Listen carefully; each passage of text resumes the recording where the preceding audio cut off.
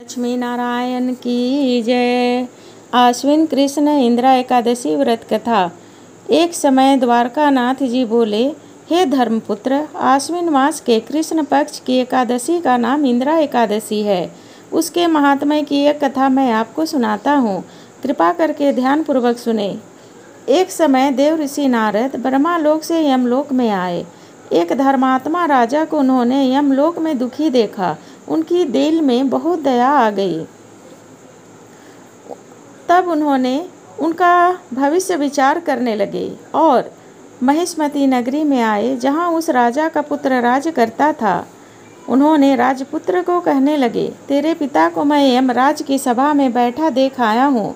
वे बहुत दुखी थे और उनके पूर्व कर्मों को भी देख चुका हूँ। समस्त शुभ कर्म करके भी उन्होंने स्वर्ग प्राप्त नहीं कर सका, क्योंकि उन्होंने एक भी एकादशी का व्रत नहीं किया था। एक एकादशी का व्रत के बिगड़ जाने से उन्हें यमलोक मिला है।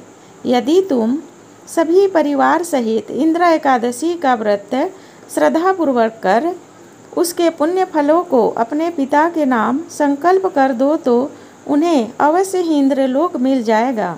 उस व्रत की शुभ विधि इस प्रकार है। दशमी के दिन पितृ की श्रद्धापूर्वक श्राद्ध करके ब्राह्मणों को प्रसन्न करो।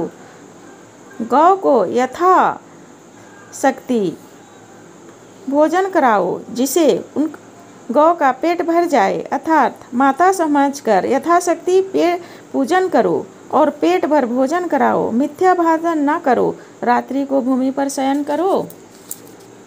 प्रातः श्रद्धा सहित भक्ति से एकादशी का व्रत करो। ब्राह्मणों को यथाशक्ति दक्षिणा देकर फलाहार का भोग लगाओ। गौ माता को भी मधुर फलों से प्रसन्न करो। रात्रि को जागरण कर विष्णु भगवान का पूजन करो। ऐसी शिक्षा देकर नारद जी अंतर ध्यान हो गए। राजा ने इंदिरा एकादशी का व्रत सपरिवार किया और उनका पुण्य फल ब्राह्मणों के सामने पिता को प्रदान कर दिया। उस समय आकाश से पुष्पों की वर्षा होने लगी।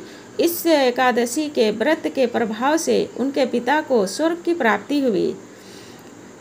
उस राजा ने ऊपर की ओर दृष्टि किया। राजकुमार का पिता पुष्पक विमान पर चढ़कर देवलोक जा रहे थे। उसे अति प्रसन्न हुआ। इस दिन शालिग्राम भगवान का पूजन करना चाहिए। इस दिन तिल गुड़ का सागार लेना चाहिए।